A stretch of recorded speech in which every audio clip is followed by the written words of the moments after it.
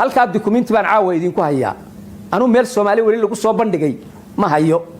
documentiga magaciisa waxa la yiraahdaa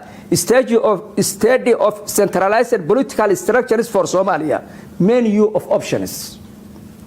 waxa la dhameystiray 1995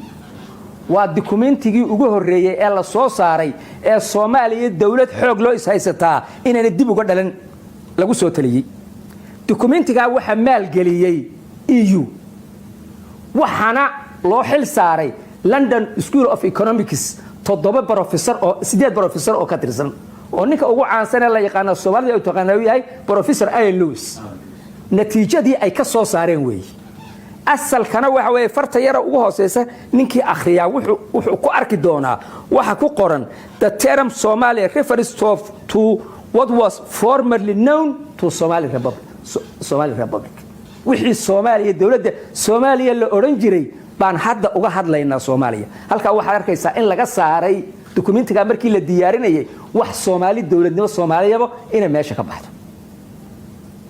documentigaas way asalkiisuna meesha problemka maanta Soomaaliya haysato waana haddaad ilaa detailkiisa hoostiisa si akhrido ilaa xad waxa laga gaaray leeyahay caasimada waa in Muqdisho laga saara laga bedela buugaasi ku qoran tahay halkaas ay ku qoran tahay waxaad ogtihiin marka isdilka iyo dhibaatada maanta Soomaaliya ka taagani Soomaaliya waligeed waa jiri jirtay Soomaaliya waagi hore qofka Soomaaliga ah wuxuu ku dhaadan jiray Soomaalinimo qarannimo lagu dhaadan jiray hadda magaalada aan joogno intaas oo xaflada laga qabtaa waxaad arkaysaa maanta waxa loo dabaaldegayaa Puntland bari waxa loo dabaaldegayaa Somaliland galmudug baa loo dabaaldegayaa Jubbaland war Soomaaliya xagee ka baxday Soomaaliya xagee ka baxday dawladnimadii iyo qarannimadii Soomaaliya xagee ka baxday buugaa yar fikrada ku qoran baa lagu baabi'iyay waxaan hadda gaalkacyo dhibteeda badatay laakiin waxaad ogeytaa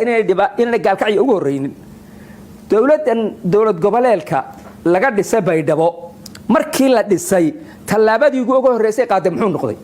ciidamay soo kaxaysay calanna way soo qaaday jaziira ka taagtay jaziira oo xamar duleedkeega ka taagtay maamulkii gobolka Banaadirna ciidamo u diray isku dhaci ugu horeeyay halkaas uu ka dhacay meel walbana sidaas uga dhici doona Soomaalidu himilay lahayd xuduud bay eegi jirto dibadday eegi jirto dalalkii ka maqnaabay ku sii jeedo xuduudda dibadday eegi jirtay laakiin hadda waa maxay waxay u soo jeesatay xuduudaha dhexdooda Soomaaliya hooy bay u ahayd qof kasta oo Soomaaliya sheegto ninka Cali Sabiix ka yimaado Djibouti agteeda iyo ka Siyoolo ka yimaado iyo ka Hawaas ka yimaado qofka Soomaaliga ay xamarweyne ku dhasho la xuquuqaha wuxuu kaliyo ka xigay waxay ahayd guriga isagu leeyahay iyo beerta isagu leeyahay isku xuquuq bay ahayd laakiin maanta maxaynu aragnaa qof Soomaaliya dad Soomaaliya laga tarxiilayo gobol Soomaaliya la leeyahay uma adalanin meel kala doctor laga soo tarxiilayo waxaan u maleynayaa taas inay cad tahay meesha meel ka xun baynu gaari doonaa federalismku wuxuu ina geliyay ummadii ciriiri hatta dhaqaalihii iyo baabi'iyay waayo xabada mooska ama xabada cambaha ee jilib laga keeno marka ay afkooyo lagu soo cashuuro ee xamar lagu cashuuro ee jawhar lagu cashuuro ee cadaada lagu cashuuro gaalkacyo lagu cashuuro qiimahay ku tagaysaa Boosaaso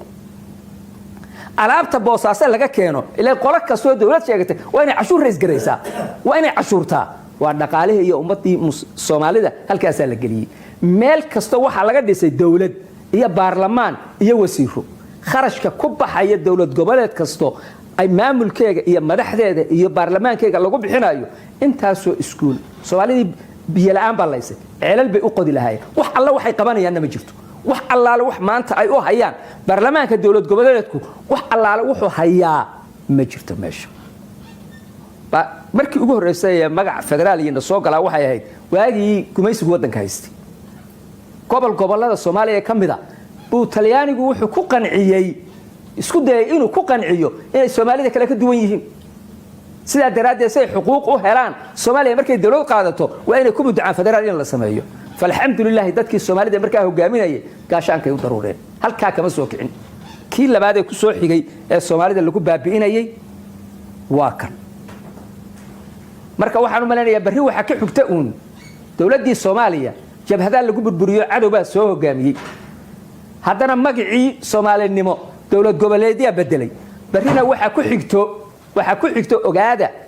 dowlad goboleedku wadankay rabtay ku beeri kartaa habba ciidsanina arinta waxaan xasuustaa dowladda Jubbaland markii la dhisay dowlad goboleedka Jubbaland madaxdii u tartamaysay nin kamid ah Sheekh Shakuul waa arintaasi meel walba ku taala wuxuu ku khudbeeyay Kenya waa stakeholder bay ku tahay arrimaha Soomaaliya yani qayb bay ku leedahay waa in laga talageliyaa Faarax Macallin oo ahaa afayeenka baarlamaanka Kenya ku xigeenkiisu ninka darajada jooga siyaasad dawladeed waxa ay ku hadli karo muxuu yiri maanta intii ka dambayso afmadow iyo badhaadhiye Kismaayo Muqdisho laga xukumi maayo hadayna dawladda Kenya raali ka ahayn hadalka kuma hadleen maxay la waa gudoomiye ku xigeenkii baarlamaanka Kenya afayeen ku